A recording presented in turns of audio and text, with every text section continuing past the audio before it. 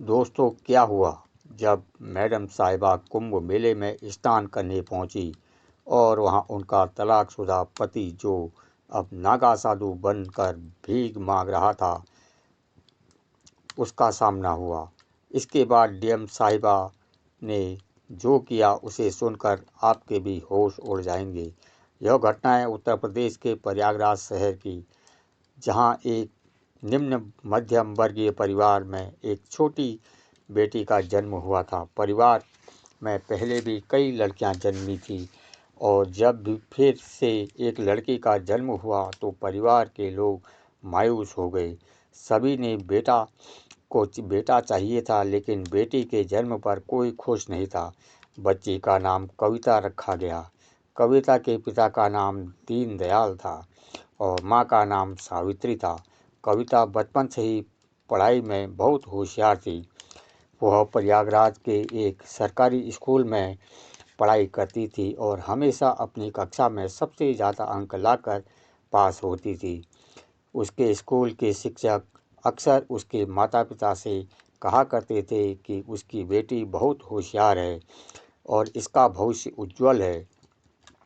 वे उन्हें सलाह देते थे कि कविता को आगे पढ़ाएं ताकि वह एक अच्छी नौकरी कर सके, लेकिन उसके पिता हमेशा कहा करते थे कि यह तो एक लड़की है, इसे क्या आगे पढ़ाना, यह पढ़ लिख कर क्या करेगी, इसे तो ससुराल जाकर चूल्हा चौका ही संभालना पड़ेगा, इसलिए इसे पढ़ाने की कोई ज़रूरत नहीं।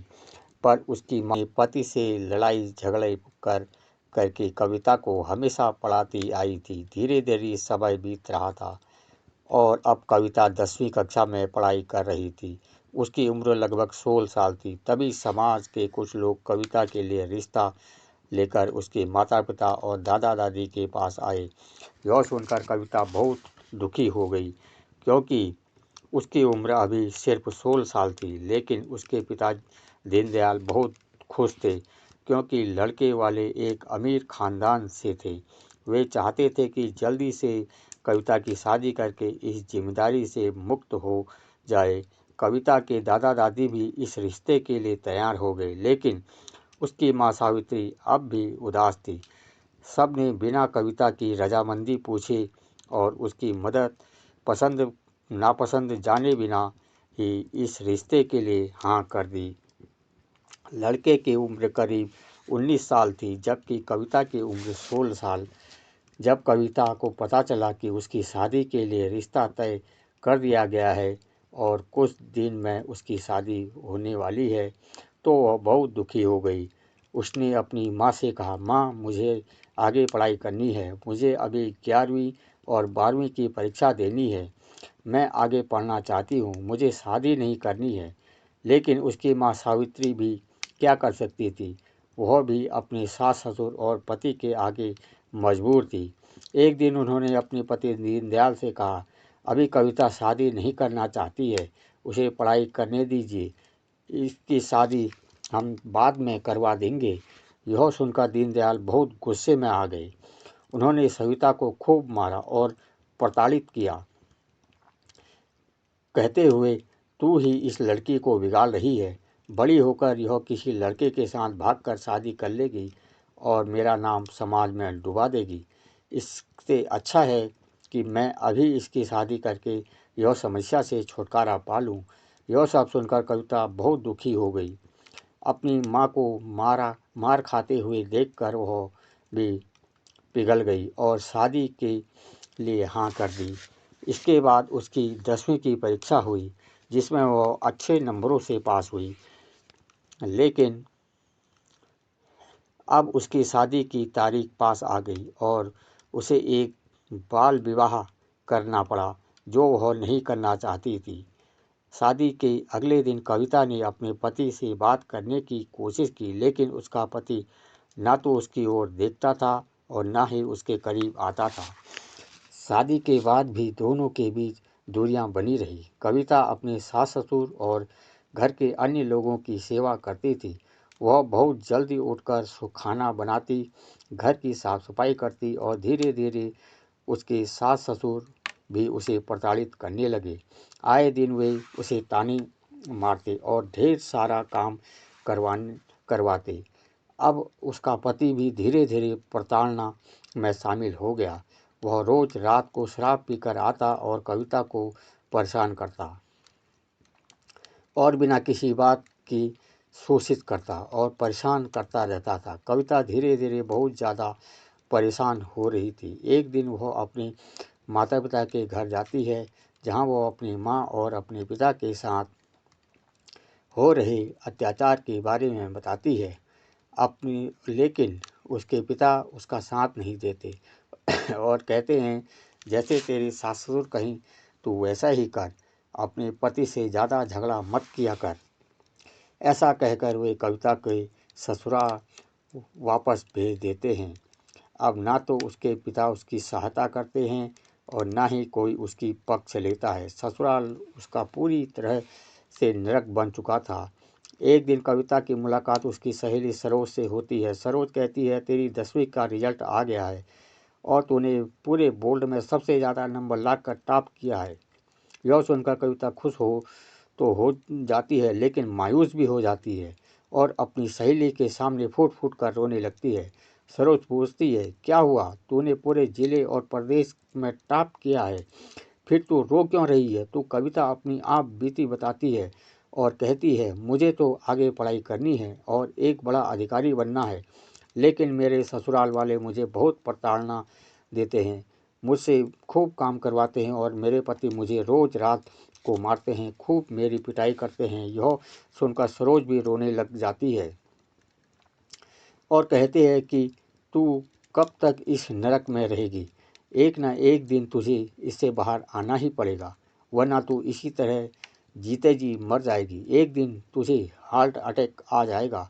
इससे अच्छा है कि तू अभी पढ़ाई जारी रख और 11वीं की परीक्षा दे और आगे तू 12वीं भी कर ले। आगे जाकर एक बड़ी अफसर बन कर ऐसे ही एक नरक से में रहेगी तो अपनी पूरी ज़िंदगी कैसे बिताएगी? सरोज कविता का काफ़ी उत्साह बढ़ाती है और कहती है कि तू आगे पढ़ाई कर, तेरे बहुत बड़े सपने थे, आखिर क्या हुआ तेरे उन सपनों का? इसके बाद कविता गहरी सोच में पड़ जाती है। थोड़ा समय आगे बढ़ता है, लेकिन सरोज की बातें कविता के दिमाग में गहरा से बैठ जाती हैं। इसके बाद कविता के दिमाग में कई तरह के विचार आते हैं और एक दिन वह अपने ससुराल को छोड़कर भागने की ठान लेती है। एक रात वह अपने कुछ दोस्तों से अपने माता पिता के उसे दिए थे, लेकिन ससुराल छोड़ देती है और बस पकड़कर दिल्ली चली जाती है। वहाँ उसकी एक सहेली रहती थी। वह दिल्ली में ही रहकर अपनी आगे की पढ़ाई पूरी करने लगती है। कविता दिल्ली के एक सरकारी स्कूल में दाखिला लेती है, जहाँ वो 11वीं की परीक्षा देती है और 12वीं में भी दाखिला मिल जाता है। वह छात्रवृत्ति के आधार पर अपना दाखिला लेती है और अपनी दोस्त के घर पर ही रहती है। उसके पास कुछ पैसे और गहने भी थे, जिससे उसका गुजारा चलता था। धीरे धीरे समय आगे बढ़ा। उसके माता पिता और ससुराल वाले कविता को ढूंढ ढूंढ कर हार मान चुके थे। उधर कविता अपनी आगे की पढ़ाई जारी रखती है। समय के साथ वह 12वीं की परीक्षा भी अच्छे नंबरों से पास हो कर लेती है। इसके बाद उसके अच्छे परिणाम के आधार पर उसे एक अच्छे कॉलेज में एडमिशन मिल जाता है। वह बीए की परीक्षा में भी काफ़ी अच्छे नंबर लाकर पास होती है और अपना नाम रोशन करती है। अब उसका लक्ष्य आगे एक बड़े अफसर बनने का था। एक दिन उसके कॉलेज में दिल्ली के कलेक्टर मैडम आती है। कलेक्टर मैडम अपने भाषण में अपने जीवन के संघर्ष को काफ़ी बच्चों के साथ साझा करती है। कविता कलेक्टर मैडम की कहानी सुनकर बहुत प्रभावित होती है और वहीं से कलेक्टर बनने की प्रेरणा पाती है। कविता उस दिन ठान लेती है कि वह भी एक दिन कलेक्टर बनेगी, लेकिन उसे यह समझ नहीं आ रहा था कि आखिर कलेक्टर बनने के लिए क्या करना पड़ता है। उसे इस बारे में जानकारी नहीं थी। इसके बाद वह कलेक्टर मैडम का पीछा करती है। सौभाग्य से कलेक्टर मैडम की नज़र कविता पर पड़ जाती है। वह कविता से कहती है, बेटी क्या हुआ? मैं तुम्हें कब से देख रही हूँ, तुम मेरे पीछा कर रही हो। भाषण देते समय भी मुझे तुम्हारे अंदर एक अलग ही तेज दिखाई दे रहा था। बोलो बेटा क्या हुआ? कविता अपने जीवन की पूरी सच्चाई कलेक्टर मैडम को बता देती है। वह कहती है, मेरा बाल विवाह हुआ है। मेरे ससुराल वाले मुझे बहुत परेशान करते हैं। मेरा पति भी मुझे बहुत प्रताड़ित करता था। वह वहाँ से भागकर मैंने दिल्ली में एक सरकारी स्कूल में दाखिला लिया और अब बीए की परीक्षा दे रही हूँ। यह सुनकर कलेक्टर मैडम कहती है, कविता बेटा तुम बहुत बहादुर हो और तुमने बहुत अच्छा किया कि अपने उज्जवल भविष्य के लिए कदम उठाया। अगर तुम चाहो तो अपने भविष्य को बहुत सुनहरा बना सकती हो। कविता उससे पूछती है कि मैडम मुझे आगे जाकर क्या करना चाहिए। मैं भी आप जैसे बड़े अफसर बनना चाहती हूँ। तब कलेक्टर मैडम कविता को बताती है, अगर तुम्हें मेरे जैसा बड़ा अफसर बनना है तो तुम्हें आईएएस की परीक्षा देनी होगी। यह परीक्षा काफ़ी कठिन होती है, लेकिन मुझे तुम में एक काबिलियत नज़र आ रही है। अगर तुम चाहो तो यह परीक्षा दो और इसकी तैयारी करो। एक दिन तुम भी एक अच्छे कलेक्टर बनोगी। यह सुनकर कविता बहुत प्रभावित होती है। अब उसे अपना लक्ष्य मिल चुका था। वह समझ चुकी थी कि उसे कलेक्टर बनना है। इसके बाद वह काफ़ी परीक्षाएं पास करके आईएएस बनने की तैयारी में जुट जाती है। वह एक कोचिंग सेंटर में दाखिला लेती है। उसके पास जो गहने पड़े थे उसे बेचकर वह अपना दाखिला कराती है। कविता अपनी आगे की पढ़ाई जारी रखती है। इसके बाद उसकी मुलाकात एक गांव के लड़के से होती है जो आईएएस की तैयारी कर रहा होता है। उसका नाम रवि था। कविता और रवि के बीच धीरे धीरे दोस्ती हो जाती है। रवि भी पढ़ाई में बहुत तेज था और उसकी ज़िंदगी की कहानी भी काफ़ी गंभीर थी। वह भी एक गरीब परिवार से था और अपने पूरे घर बार को छोड़कर कलेक्टर बनने के लिए दिल्ली आया था। धीरे धीरे दोनों के बीच नज़दीकियाँ बढ़ने लगी। दोनों एक दूसरे का उत्साह बढ़ाने लगे। एक दूसरे को पढ़ाई में आगे बढ़ाने में मदद करते थे। वे एक साथ आईएएस की परीक्षा की तैयारी कर रहे होते हैं। एक के बाद एक वे आईएएस की परीक्षा देते जाते हैं और पहली परीक्षा में दोनों अच्छे नंबर लाकर पास हो जाते हैं। उनके अंदर काफ़ी उत्साह था और दोनों मन लगाकर साथ में पढ़ाई करते थे। लेकिन जहाँ एक लड़का और एक लड़की होती है वहाँ पर रिश्ता दोस्ती तक सीमित नहीं रहता। यह रिश्ता एक समय पर आगे बढ़ ही जाता है। दोनों के बीच नज़दीकियाँ और बढ़ी और एक दिन रवि कविता को प्रपोज कर देता है। वो कहता है, कविता मैं तुमसे बहुत प्यार करता हूँ। कविता भी मन ही मन रवि से प्यार करती थी, लेकिन वह चाहकर भी उसे हाँ नहीं बोल पा रही थी, क्योंकि उसका लक्ष्य अभी कुछ भी काफ़ी दूर था और उसका पति अभी भी जिंदा था। कविता कहती है कि मैं शादीशुदा हूँ, भले ही मैं अपने पति के साथ कभी भी नज़दीक नहीं हुई हूँ, लेकिन मैं तुमसे कुछ भी झूठ नहीं बोलना चाहती। मैं तुम्हें सारी सच्चाई बताना चाहती हूँ। मुझे तुम बहुत पसंद हो, लेकिन मेरा बाल विवाह हुआ है और मैं अपने पति को छोड़कर यहाँ आई हूँ। रवि कहता है, मुझे तुम्हारी पास्ट से कोई लेना देना नहीं है। मुझे तुम बहुत पसंद हो और मैं तुम्हारे साथ पूरी ज़िंदगी बिताना चाहता हूँ।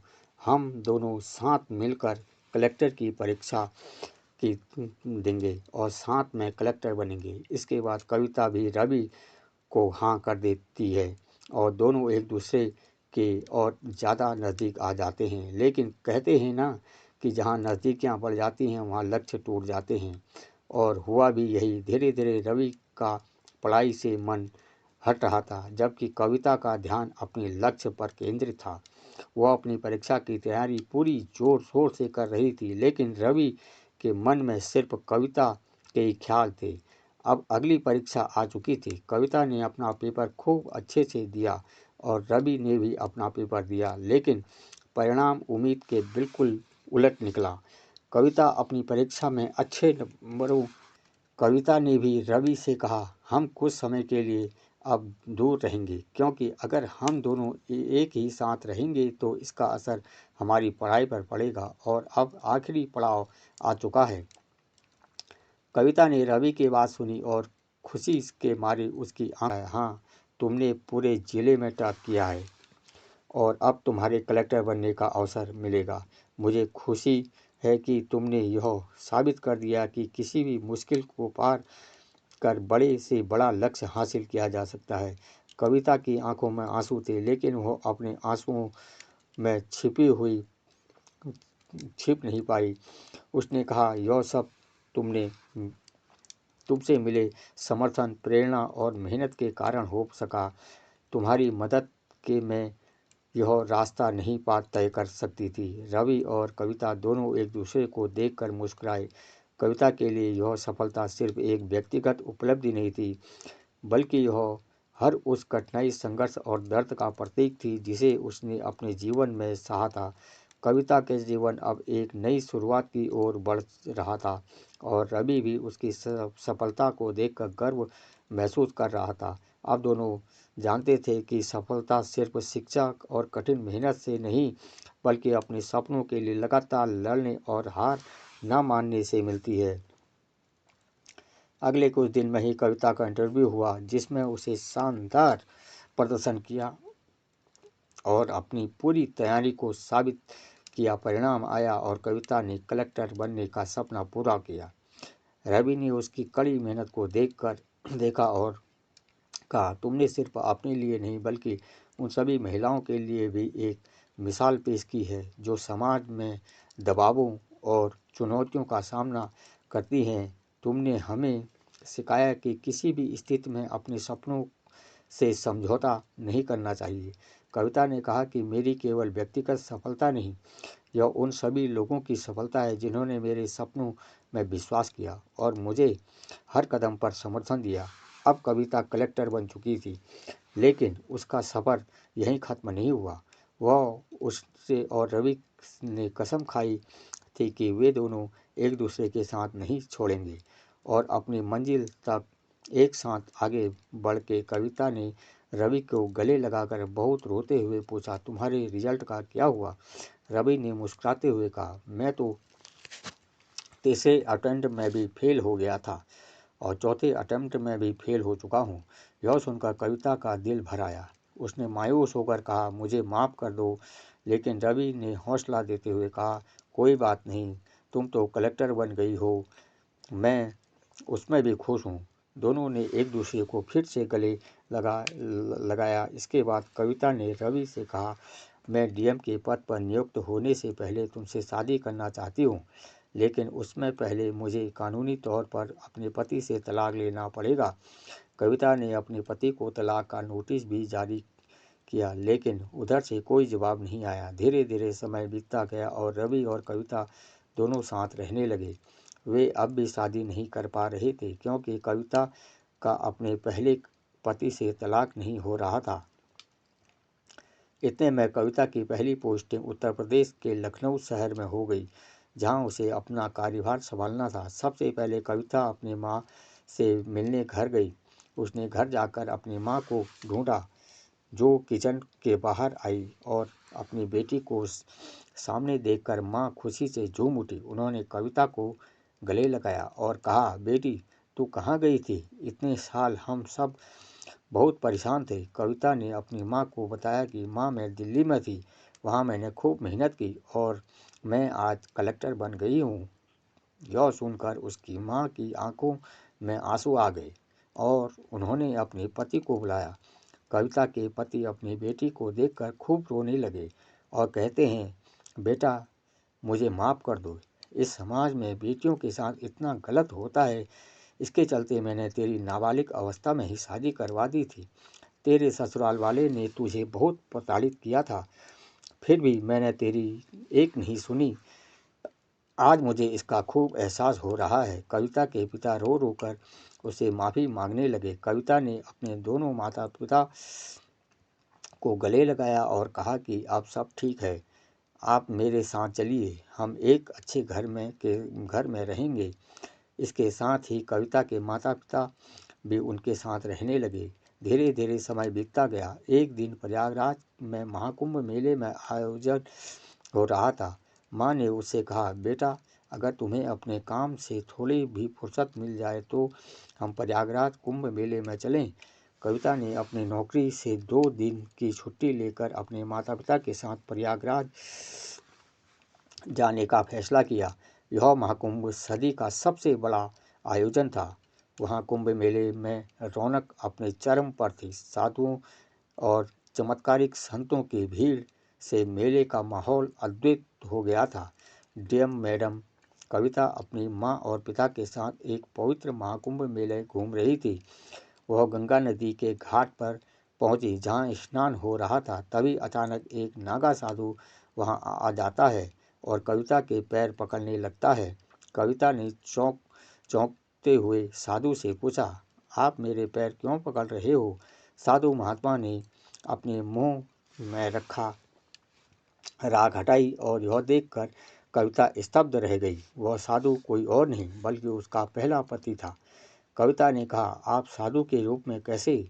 साधु यानी कविता ने के पति ने कहा कि जब तक तुम मेरे साथ थी मैंने कदर नहीं की, आपकी कदर नहीं की।